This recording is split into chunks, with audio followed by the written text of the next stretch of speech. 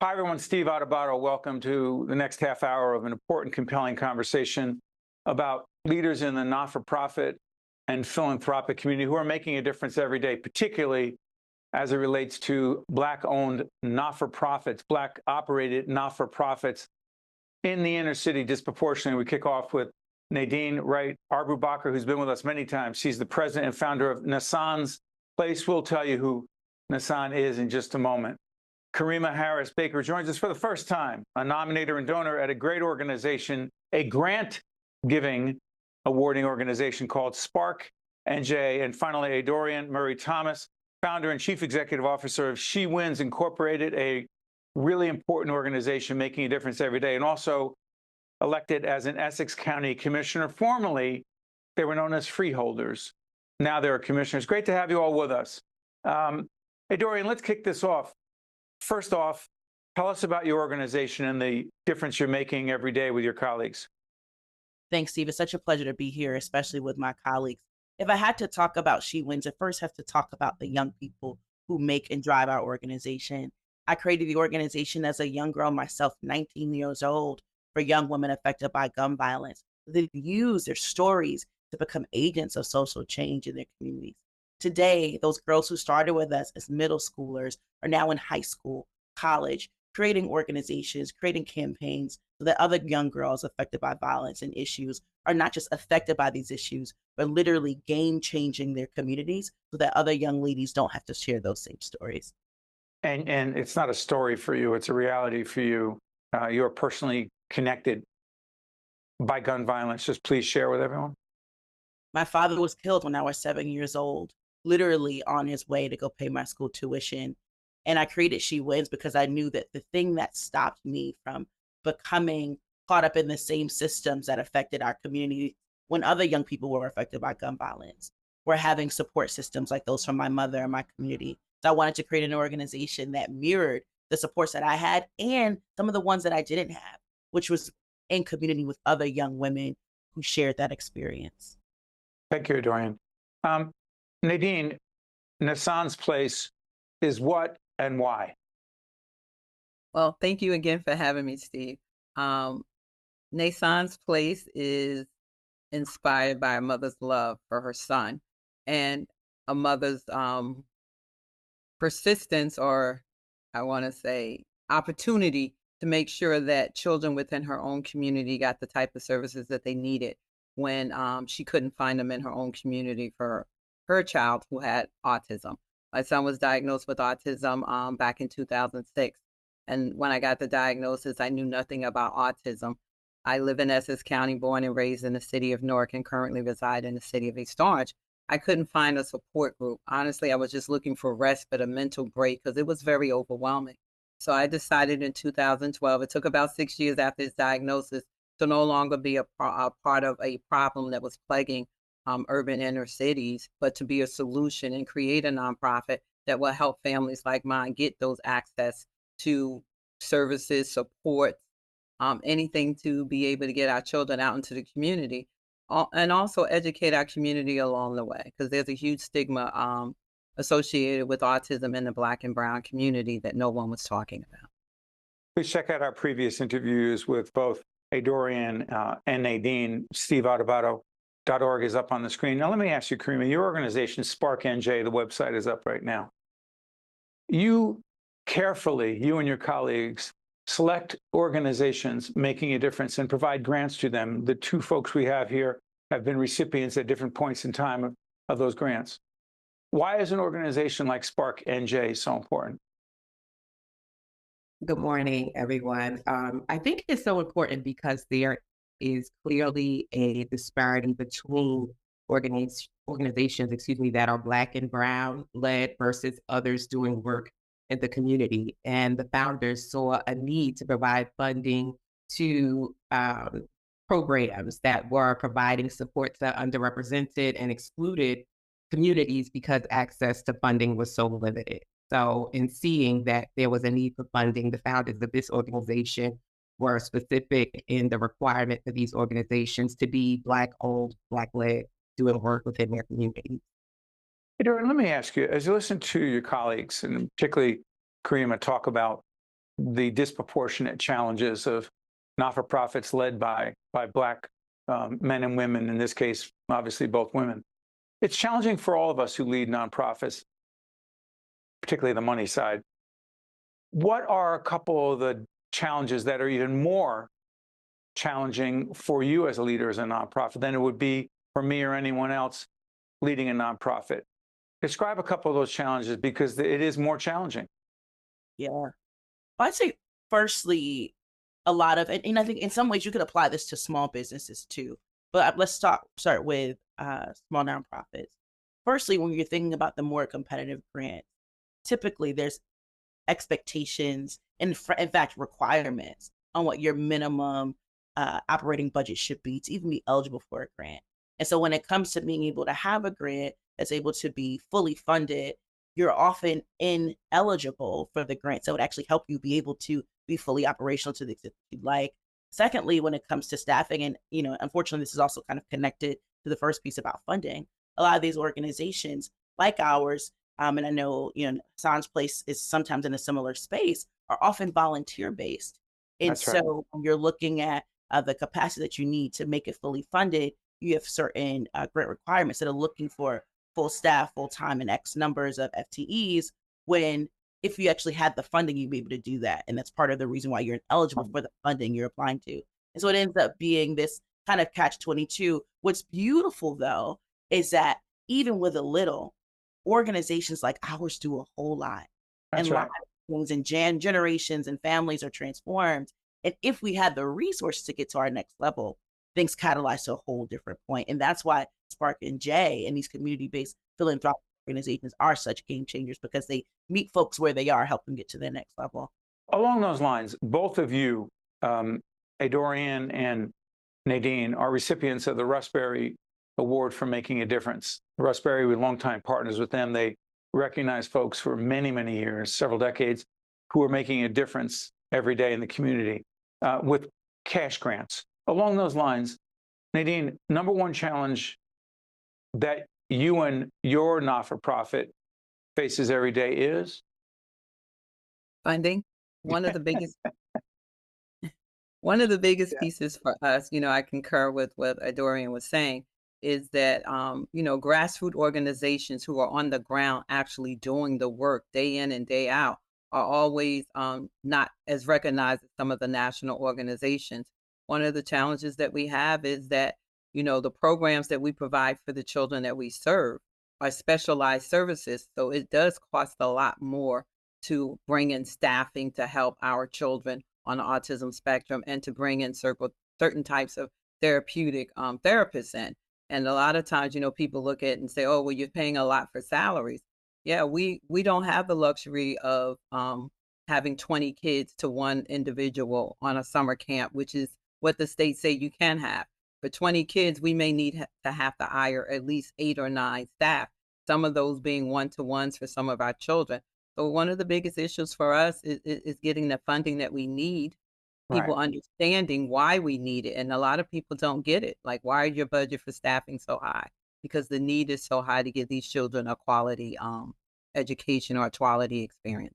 We've put up the websites. We'll continue to put up the websites of every not-for-profit, as well as Spark NJ, a foundation organization making a difference. Karima, let me ask you something. For Spark NJ, how the heck do you make it not as complicated and cumbersome for the not-for-profits who seek funding to do their important work? Please, Karima. I think, to the point that the ladies made, the process for accessing the funding can be tedious and cumbersome. And sometimes we don't have, or organizations don't have, the manpower, they don't have the wherewithal or even information about how to access the information. So unlike other organizations, Spark and J does not require formal RFPs. We don't require that you give us proposals. Requests for proposals. Exactly. I'm sorry. Requests for proposals. Yes. We don't require formal requests for proposals, because you've already been in the community showing that you're doing the work. And with trust-based philanthropy, it's really about redistributing power, decision-making to the folks who are actually doing the work. We trust that you're going to do with the funds what you say you're going to do with the funding. So it's really about an interview between the nominator, the person who's familiar with the organization that's doing the work, gaining that information and then making the recommendation based on our experience with the agencies about the work that's being done to the selector. Well said. Hey, Doreen, let me come back to you and ask you this. I keep saying that your organization and Nadine's are making a difference every day. And I happen to know only because we've known each other for a long time and I know the work of each organization. But the folks watching right now, they go, well, Steve keeps saying, making a difference, they're making a difference. Tell folks how you know you're not solving all the problems, but that you know you're making a difference, particularly with some young women in the community in Newark who are the victims and are suffering because of gun violence. Please. I think of a young woman who came to our organization after her father was murdered when she was in her mother's womb. When she was 10 years old, she came to us and she said, I'm here because I want to get my family out of Newark. Those are the words she said. Over the next few years, what she would learn through her own service as a young person, helping teach other young people in elementary schools how to read, giving out food and clothes to women and families who are displaced in homeless shelters, literally participating in community cleanups and workshops at other schools for other young women. She would learn that the solution wasn't getting herself or her family out of Newark. Newark is a beautiful and incredible place. The solution was tapping into her own power, figuring out the issues that were affecting her community and how she could use her power to alleviate those issues. That same young woman went off to go into college, is also an older sibling of a younger sibling who has autism and is an incredible supportive family member for her family of that young person with autism. It ends with our solutions lives in the evidence of the young people themselves who frankly do incredible things with finite resources and use their stories to create change within their schools, within their homes, and within other young women living in and out of our communities. As we take this break, I'm going to come back to Nadine and ask her the same question, how she knows that Nassan's place is making a difference. But I want to say this. So people often ask, and I won't get on my soapbox, they'll say, but what's your metrics? Like how many and how do you know? And I think if you just listen to Dorian just now, she talks about one young woman whose life was positively impacted by the work of your organization, of She Wins. How the heck do you measure that? How do you quantify that? I'm getting on my soapbox and I'll get off quick. That is not a metric. That's a human being. That's a family. And it could have gone very differently if She Wins did not intervene to be helpful. So on that point, we'll take a quick break, and 3 extraordinarily powerful, impactful women of color making a difference every day. We'll be right back. To watch more Think Tank with Steve Adubato, find us online and follow us on social media. We're back, making a difference. I promised I'd come back to you, Nadine. I asked Dorian how she knows her nonprofit's making a difference. That Nassan's place, one example, one concrete example that you know you're making a difference, please. How I know is when a parent comes to me and say, thank you.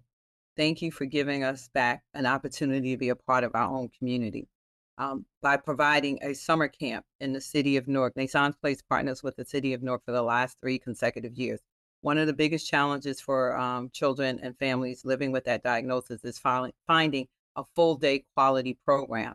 And Nassan's Place partnered with Newark so that we could offer these parents the same types of programs as any other atypical child within their own community. And having a parent say, I feel comfortable, I feel safe knowing that my child is with people who truly understand their disability. Thank you for allowing me to be able to hold my job and not have to worry about if I'm going to lose it because I'm keep getting calls from people who may be keeping my children because they really don't understand the diagnosis of their disability or how to deal with them. So having those stories where families are saying, we can live again, we can still exist in our communities with a diagnosis of autism because you're providing the services and the resources that we need makes it better for us. So hearing those stories and honestly, seeing the faces of those families when they drop their children off. I mean, it's not easy when you have to drop off a nonverbal autistic child who have challenging behaviors and you don't know who is going to come in contact with them and how they are. And they know if they come to Nassan's Place, we're going to have trained professionals who truly understand the disability and the needs of our children. Thank you, Nadine. Kareem, let me ask you, do these leaders come to you? You find them? What? How's this work? So the nominators are community members are aware of different organizations, and we actually bring the names and the programming back to a group of selectors who determine which of the programs should be awarded the funding. So it's basically based on the information you have about the organizations in the community, your familiarity with the work, and we suggest them to our selectors who make the decision on who's going to receive the grant. Thank you. Dorian, let me try this. You not only lead a not-for-profit, but you're an elected official in Essex County. So I'm curious, you have a unique perspective on this. What do you believe the role of government leaders, elected leaders, appointed leaders, leaders in government, every level, local, state, county, federal, to support not-for-profits like yours, like Nadine's? Is it all private philanthropic funding, or should some of that funding come from the government? Please. I think it's a both and I think that governments have to understand that our citizens, just like our everyday organization leaders, have the answers. You can't come to a Essex County Board of Commissioners meeting or a Newark School Board meeting where I formerly was, or perhaps a board meeting where Nadine is, right? In the oranges, and not see a parent and community member with the questions and the answers. Our young people too. So the same thing goes to government services. I'm really proud to be elected representative on a county commission where we have vendors who are coming to make sure that our families are not displaced in the winter by providing homeless shelters.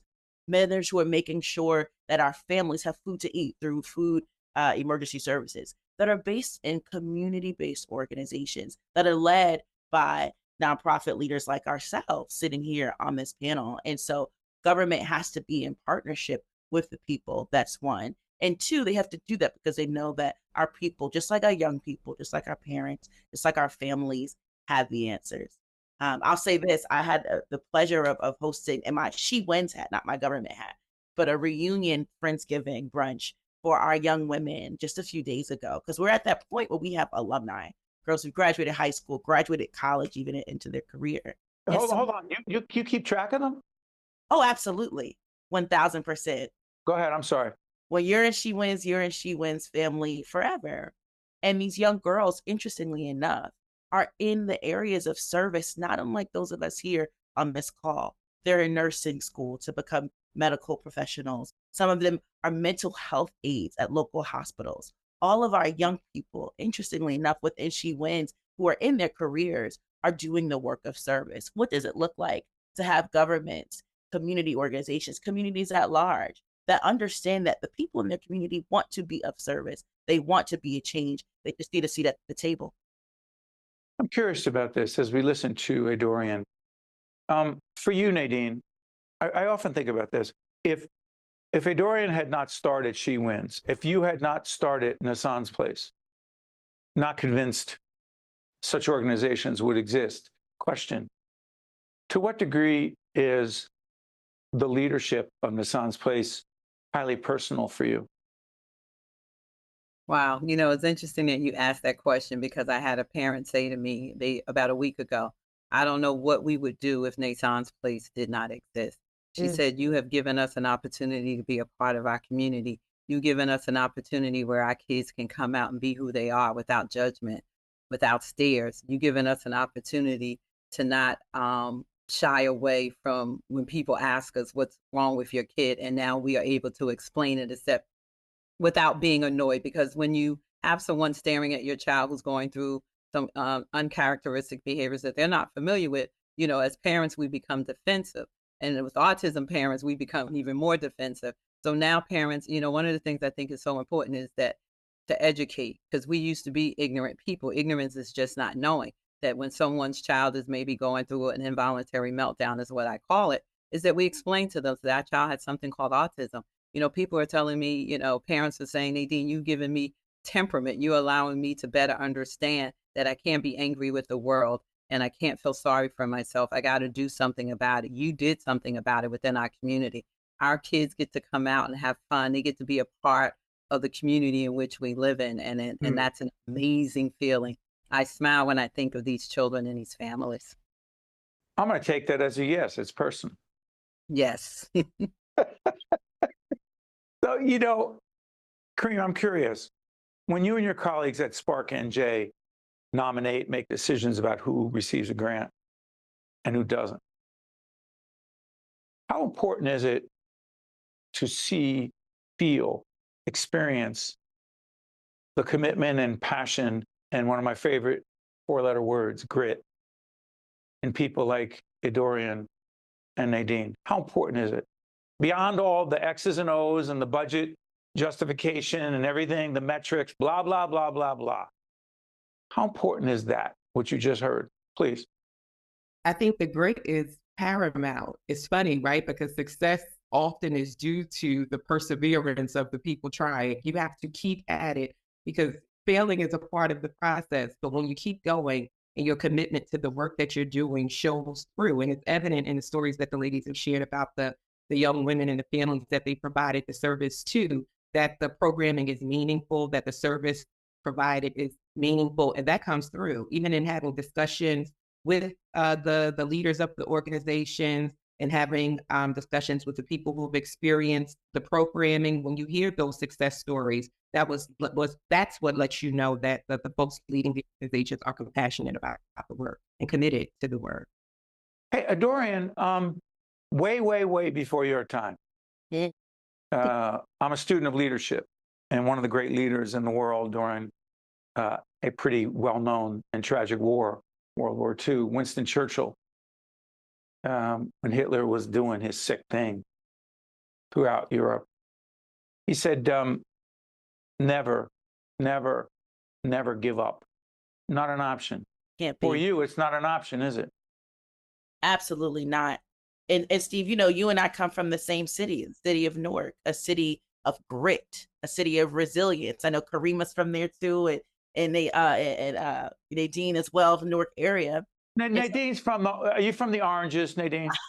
No, I was actually born and raised in Newark, New Jersey, and proud of it. I call Newark my home, but I live in East Orange, but I was born and raised in Newark. That's Okay, right. That's right. You moved to the suburbs out to East Orange. I moved a block in from East Orange. I was right on the border. I'm just teasing, only because we know the geography. Go ahead, Dorian, pick up your point. Go ahead. So we're all family here. This is a Newark, East Orange, Essex room, and so we come from a city where we've built a lot, sometimes out of nothing. But let me tell you what the a lot was in, though. The a lot was in our families. The a lot was in our communities teaching us to be resilient. So yeah, we can't give up because we don't know how to. We have parents and grandparents who taught us that forward was the only way. And that's the same spirit that anchors the work that I do when She Wins, the work of my young women who, by the way, motivate me far more than any accomplishment, any title, because they're thriving, not just they're surviving, but they're thriving as young adults, as young leaders, and young community members that catalyzes and shapes and frankly transforms what we're able to do today for the next generation. We have She Winners who are now college students who mentor the She Winners that are 8th graders and 9th graders now. This is a multi-generational impact, and it comes from being from a city like ours where we're taught that forward and progress is the only way. That's a Dorian Murray Thomas. Just, by the way, keep an eye on her. She's going to be going other places as well. To you, Dorian, to Nadine, thank you for joining us again for the first time. Karima Harris Baker, thank you so much. An important conversation. 3 leaders making a difference every day, particularly where it matters most. I'm Steve Adubato. Those are 3 great leaders. Thanks for watching. We'll see you next time. Think Tank with Steve Adubato is a production of the Caucus Educational Corporation, celebrating 30 years in public broadcasting.